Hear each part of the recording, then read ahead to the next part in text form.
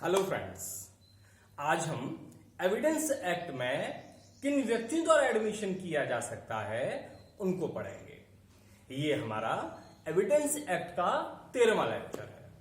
किन व्यक्तियों द्वारा एडमिशन किया जा सकता है वह एविडेंस एक्ट की धारा 18, 19, 20 में बताए गए हैं।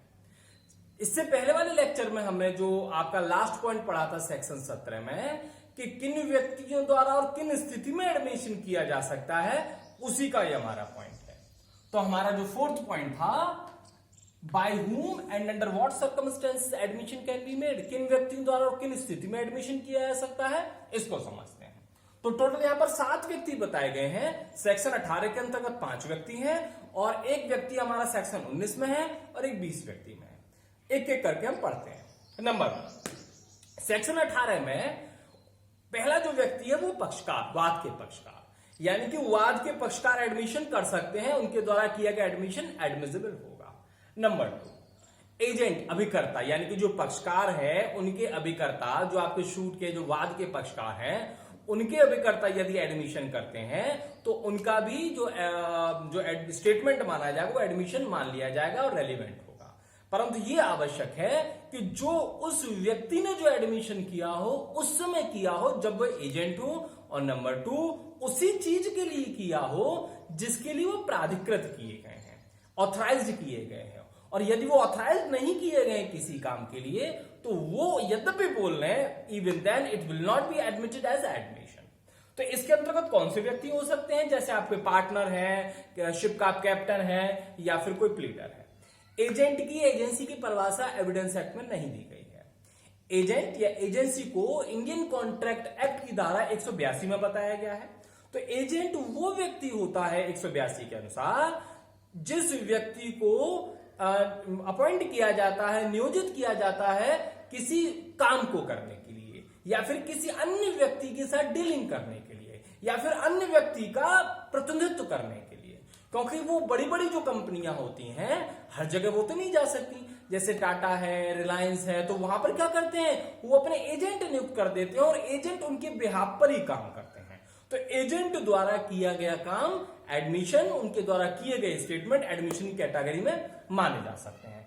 इसी प्रकार से इंडियन पार्टनरशिप एक्ट की धारा 118 भी है, 118 केवल 18। इंडियन पार्टनरशिप एक्ट की धारा 18 में जो पार्टनर होते हैं वो भी एजेंट माने जाते हैं। उसी प्रकार से जो प्लीडर होते हैं जिस काम के लिए उन्हें ऑथराइज किया गया है और आपके पार्टनर है वो चीज वो कर रहे हैं तो वह भी एडमिशन माना जा सकता है उनके द्वारा किए गए स्टेटमेंट को। नेक्स्ट है आपका statement made in representative character, मतलब ऐसा कोई व्यक्ति स्टेटमेंट करता है जब वह प्रतिनिधित्व कैरेक्टर को धारण किए हुए है, रिप्रेजेंटेटिव कैरेक्टर को जो होल्ड किए हुए है उस दौरान, चाहे उसके खिलाफ शूट लेके आ रहे हो, चाहे वह शूट लेके आ रहा है और वो स्टेटमेंट बोल रहा है, तो वो क्या हो जाएगा, वो भी उसका एडमिशन माना जा सकता है। इसके अंतर्गत ट्रस्टी हो सकते हैं, एग्जाम्पल एग्जीक्यूटर हो सकते हैं, एडमिनिस्ट्रेटर हो सकते हैं। परंतु ये आवश्यक है कि जिस समय स्टेटमेंट बोला हो उस समय वह प्रतिनिधित्व कैरेक्टर को धारण किए हुए है। उससे पहले कुछ भी बोले या उसके बाद में कुछ भी बोले वो एडमिशन नहीं होगा।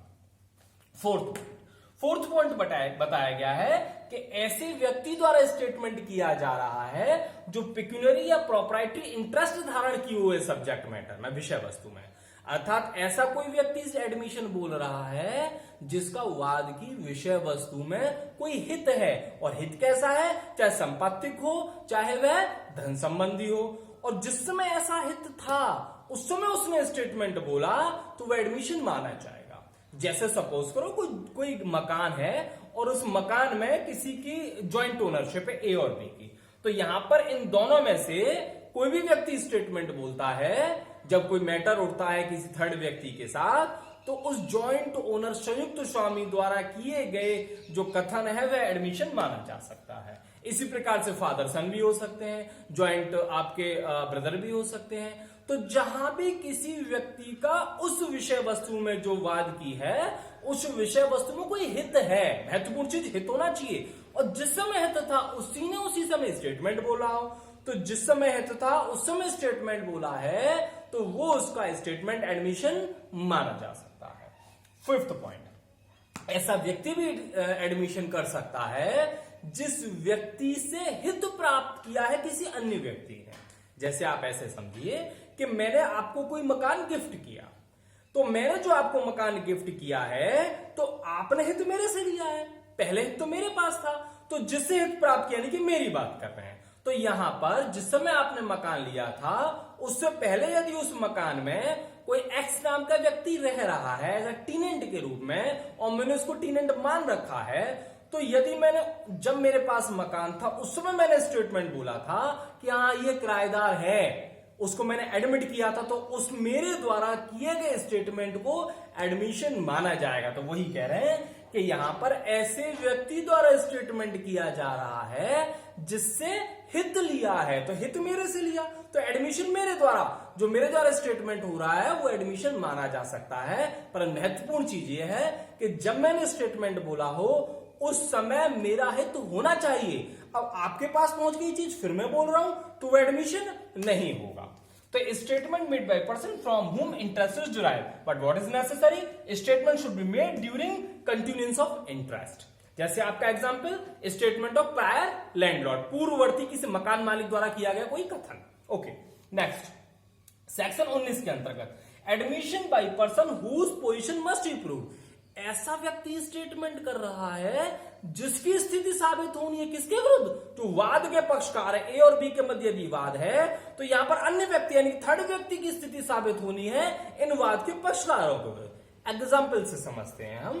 सपोज करो ए नाम के व्यक्ति ने बी नाम के व्यक्ति को किसी किराए के वसूली के लिए अपॉइंट किया, तो यहां पर जो बी अपॉइंट था कि उससे सी नाम के व्यक्ति से किराया लेना है, सी से, डी से, ई से, बहुत सारे व्यक्तियों से। अब बाद में जाके वो बी नाम का व्यक्ति कहता है कि भाई सी नाम के व्यक्ति से तो आपका किराया ही नहीं निकलना है ना। तो उस स्थिति में यदि ए और बी के मध्य कुछ शूट फाइल होता है इसको लेकर के, अब यदि सी ए बोलता है कि नहीं भाई मुझे तो किराया देना है, मेरी तो ए नाम के व्यक्ति से किराया निकल रहा है, मुझे किराया देना है, तो उस स्थिति में जो सी का स्टेटमेंट है इसके विरुद्ध साबित किया जा सकता है। तो सेक्शन 19 के अंतर्गत जब वाद के पक्षकार की स्थिति किसी अन्य व्यक्ति पर निर्भर करती है, अन्य व्यक्ति यानी किसी, अब यहां पर यदि अन्य व्यक्ति अपनी स्थिति के बारे में कोई कथन करता है और जो इससे रिलेटेड है तो उसका स्टेटमेंट एडमिशन माना जा सकता है। तो वही इसकी हेडिंग है कि एडमिशन बाय पर्सन, ऐसे व्यक्ति का statement whose position must be proved, जिसकी स्थिति साबित की जानी है किसके विरुद्ध, against the party to the suit. तो इन दोनों का जो मध्य था अब इसकी स्थिति इसके विरुद्ध साबित की जानी है, इसका स्टेटमेंट रेलिवेंट मान लिया जाएगा। तो ये हमारा इंपॉर्टेंट एग्जाम्पल है, याद करिएगा, कई बार प्री में मेंस में आ चुका है। उसके बाद सेक्शन 20, सेक्शन 20 में हम रेफरी भी बोलते हैं, कोई रेफर्ड व्यक्ति है, ऐसे व्यक्ति द्वारा एडमिशन किया जा रहा है जिसको एक्सप्रेसली रेफर्ड कर दिया गया हो, रेफर्ड कर दिया गया हो इसलिए बोल रहे रेफर्ड व्यक्ति या रेफरी है ना। तो पीटी में पूछ सकते हैं रेफरी करके, और आपका ऐसे भी हम बना सकते हैं, एग्जाम्पल से समझ सकते हैं। जैसे सपोज करो किसी एक नाम के पी नाम के व्यक्ति के पास कोई क्यू नाम के व्यक्ति के पास पी नाम का व्यक्ति आया कि भाई मुझे घोड़ा खरीदना है आपका, तो यहां पर यदि वो कुछ नहीं कहता, वो अपने ये कहता भाई जो वहां पर व्यक्ति खड़ा है घोड़े के पास उससे जाके पूछ लो, तो अब यहां पर जो पी नाम का व्यक्ति उसने रेफर्ड कर दिया किसी अन्य व्यक्ति को, आप उससे जाके पूछ लो। अब यहां पर जो अन्य व्यक्ति बोलेगा जो घोड़े के पास है उसके संदर्भ में बोलेगा, घोड़े के संदर्भ में, तो उसके द्वारा किया गया स्टेटमेंट और जिसने रेफर किया था उसके बाद एडमिशन मान लिया जाएगा। क्यों? क्योंकि वो रेफर्ड व्यक्ति उसी के द्वारा, तो इसलिए यहां पर ऐसे व्यक्ति द्वारा एडमिशन किया जा रहा है वो एक्सप्रेसली रेफर्ड है, एक्सप्रेसली निर्देशित किया गया है। तो ये सेक्शन 20 था। तो इस प्रकार से सेक्शन 18 से लेकर 20 तक 7 व्यक्ति हो गए जो एडमिशन कर सकते हैं। नंबर 1 पार्टी हो गया, नंबर 2 एजेंट हो गया, नंबर 3 आपका जो प्रतिनिधि जो रिप्रेजेंटेटिव कैरेक्टर को धारण किए हुए है, और नंबर 4 जो कोई हित रखता है पिक्यूनरी या प्रोप्राइटरी, और नंबर 5 जिससे हित प्राप्त किया है, और नंबर 6 जिसकी स्थिति वाद के पक्षकारों के विरुद्ध साबित की जानी है, और नंबर 7 कोई एक्सप्रेसली रेफर्ड व्यक्ति द्वारा। तो इस प्रकार से हमारा 7 व्यक्ति हो गए जो एडमिशन कर सकते हैं। नेक्स्ट लेक्चर में एडमिशन का नेक्स्ट पार्ट पढ़ेंगे। Thank you. ओके।